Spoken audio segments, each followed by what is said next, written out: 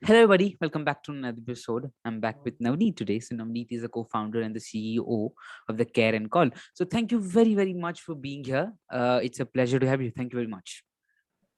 Thank you, Lakshit. Thank you for having me.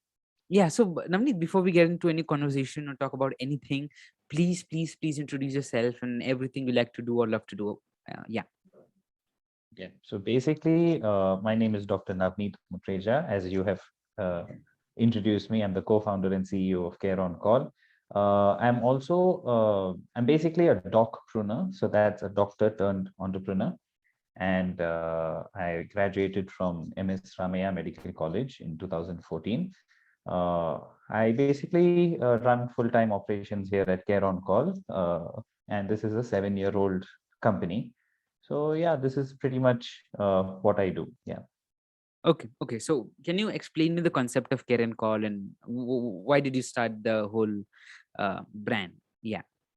Yeah. So basically, myself and my co-founder, we were, preparing for our postgraduate entrance exams, and that's when, people started calling us. So we are young doctors who've just graduated, and for any medical-related concerns, people started calling us. Since we didn't have like a clinic or a hospital or nursing home or anything like that, we decided to visit the patients at the comfort of their home. So this is how the whole concept started. People really loved it, and they started spreading the word out. And within the first year itself, we had over 1,000 families who we were catering to. That's when we realized that there's a huge demand for this, and there's a huge dearth of doctors and healthcare providers catering to patients at the comfort of their home. So that's how Care on Call was born. Okay, so just a simple idea of you graduating and then you start, people asking you, and then you start a company because people want something similar to it. Okay, yeah, wonderfully. I Exactly. just yeah Yeah. Yeah. love the way it started out. So and I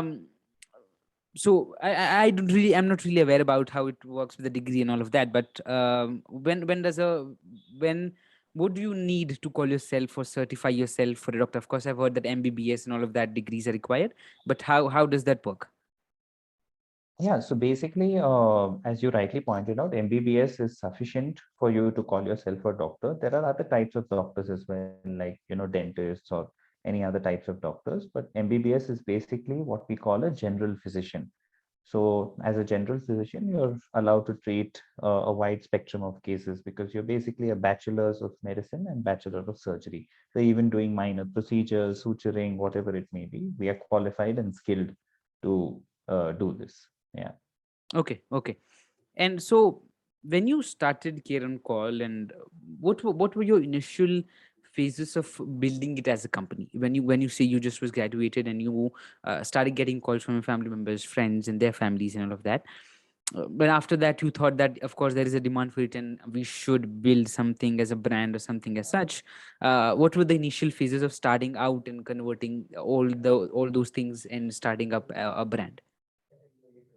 So basically, it was, just as any entrepreneur would face in a startup, we were completely bootstrapped, and whatever, say, money we would collect as consultation charges, that would go back into the company. Using that money, we bought the first BB machine, we bought our first stethoscope, things like that. And we started printing small pamphlets. And whenever we would go, say, into an apartment complex, we would put it in the post box of the other apartments so that in case anyone has such a requirement, they would call us. Then soon, we started realizing that there are other requirements. So, for example, we are going as doctors. Then, suppose we want to put what you call a drip or an IV fluid for the patient, you need a nurse. So then we started tying up with nurses who would do this, or a physiotherapist to provide any mobilization for the patient. Then we would tie up with certain labs. Suppose the patient needs blood tests, so we tied up with labs. So basically, this is how, based on the requirement of the patient, we started tying up with people to give all the services under one roof. Mhm. Okay, great, great. Yeah. And when you were building up, what were the challenges, some of the challenges gone through and were facing? Like, was it financial thing, or was it maybe a lot of things could be a problem. So what was your problems in the initial phases and all of that? Right. So fortunately, finances were not a problem. We were very fortunate that the flow of income was sufficing the requirement or the expenses of the organization. So that way, that was not really an issue. I would say the main issues were what are the limitations Mm, of what you can do or cannot do in a home care setting. So patients would expect a certain service or expect a certain requirement to be fulfilled at home, and now that could be a little dangerous to do medically, or it's not advisable to do medically. Say for example, a patient has a fall and they have a big wound. Now that wound ideally needs like proper dressing and suturing in a aseptic precaution, like where there is very good standards of cleanliness and hygiene being maintained. So that you can only get in a good hospital or a clinic setting, not in a home care setting, no matter what precautions we take. So for example, these are certain challenges we faced, and educating the patient, explaining to them that this is what can be done safely and effectively in a home care setting, this is what cannot be done. So those were the things. Or people, for example, would expect like a specialist. Now I have a stomach problem, I want a gastroenterologist to come home. So we had to just explain to them that it is simply not viable for someone like a specialist. One is because they need all their specialized equipment which is present in the hospital, and their expertise and their time is best utilized, because the amount of time they spend, say, coming to a home and visiting the patient, they can see 5 to 10 patients in that much time in their clinic or OPD setting. So these were the challenges, and a matter of educating patients that what can be done and cannot be done. This is one of the main challenges, I would say. Yeah. mhm, mhm. Great, great. So yeah, I got an idea about the startup and what you do and all of that. So thank you very much for that. And so moving forward, a bit of conversation and a bit of question I would like to put up here is, what do you see as a problem in the industry of medicine, industry of doctors and medical professionals and all of that? What do you see as a problem, and how do you think, how can all of the doctors come together and solve the problem? So, as we are moving forward, accessibility is definitely one thing that people are looking at: access to good healthcare, timely healthcare, quality healthcare. So that is our main focus. That is our main forte, what we are trying to do here. In fact, this was there, back in the days when doctors used to carry like a suitcase with all the, equipment, and then they would take care of the patients at home. So we want to revive that culture, because there is definitely a very big importance for a family physician or a general practitioner in today's day and age. There are a lot of basic complaints or issues which patients have, which can be resolved by the general practitioner, and you do not necessarily need to burden a specialist or a hospital with these things. There is a mentality that people have: I have a stomach issue, I need to see a gastroenterologist. I have a cold, I need to see an ENT surgeon. It's not necessarily the case. A general practitioner can definitely resolve these issues, and a general practitioner will be able to successfully and accurately tell you if this issue can be resolved or it needs a specialist to intervene. So this, I would say, is where the people need to understand, and where we need to also educate. The medical fraternity needs to come together to recognize the importance of general practitioners and family physicians, so that the burden of a hospital or a clinic or a specialist can be taken off, and the focus can be given for genuine cases that need that tertiary care or a specialist to intervene. Mhm, mhm. And after all of the COVID thing and everything happened, everybody has, we have always, everyone has become more aware about the food choices and what they eat and all of that.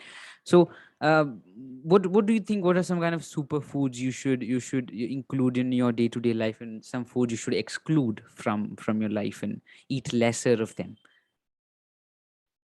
Right. So, of course, this is a very broad question. In fact, we have dietitians and nutritionists on board at Care on Call as well. But me being a doctor also, I can give you a basic understanding.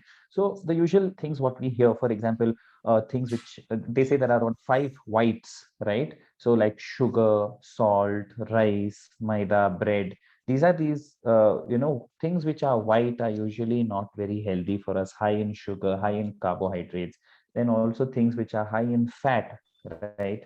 is what we need to avoid. We can increase more protein in our diet, need to have at least 2.5 to 3 liters of water. These are small things that we would advise: fried items, oily items, extreme spices of food. These are the kind of things that need to be avoided. We need to have a wholesome and a balanced diet, right? We need to include more fruits, more vegetables in our diet, have more fiber in our diet. These are the kind of, I would say, a broad idea what I can give you Mhm. of the diet and the importance of diet. As they say, increasing vitamin C, it's important for your immunity. So you get a lot of vitamin C from citrus fruits, from papayas,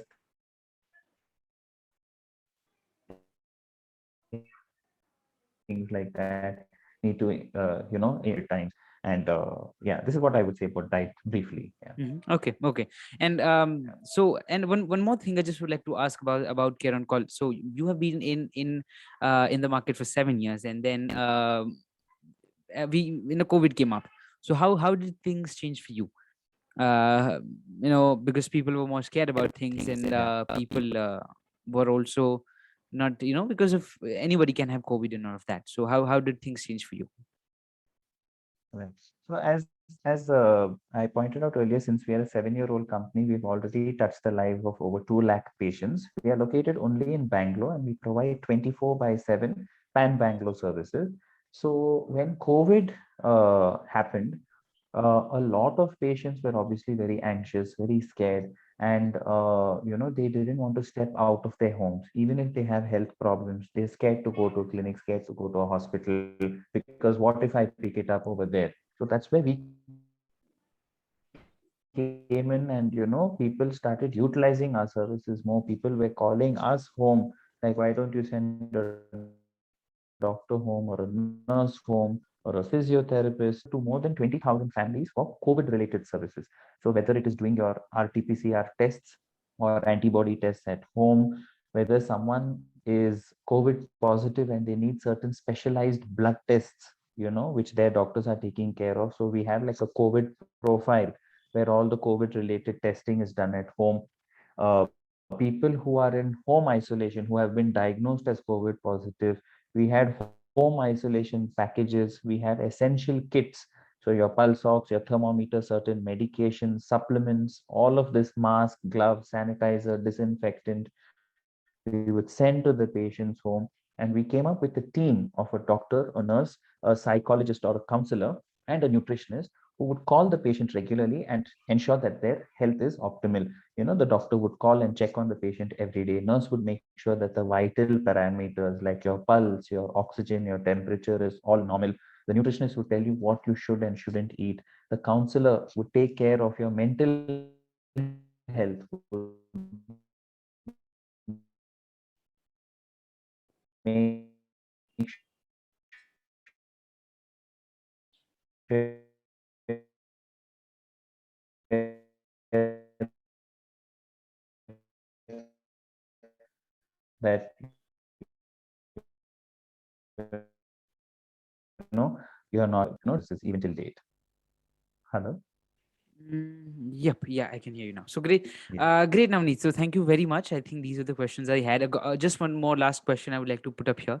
Any advisors or anything you'd like to tell to entrepreneurs or doctors or anyone who is listening to this and watching this? To anyone, a message. Yeah. So, yeah, I think message is try until you succeed. So, as we know, there are so many startups that come up today, and for whatever reason, maybe they don't work out. So they say, in fact, 9 out of 10 startups fail, but that should not prevent us from trying. You have to try and fulfill your dream, and yeah, whatever works out will work out for the best. And in fact, I also wanted to point out one thing, that something which we had never anticipated in care on call, like when we were taking care of patients at home, was that people would also benefit from our services at the workplace, right? So just as how we are bringing healthcare to your doorstep, it could be at your home or it could be at your workplace. So this is like a whole new thing that happened to care on call, where we used to take care of patients at the workplace.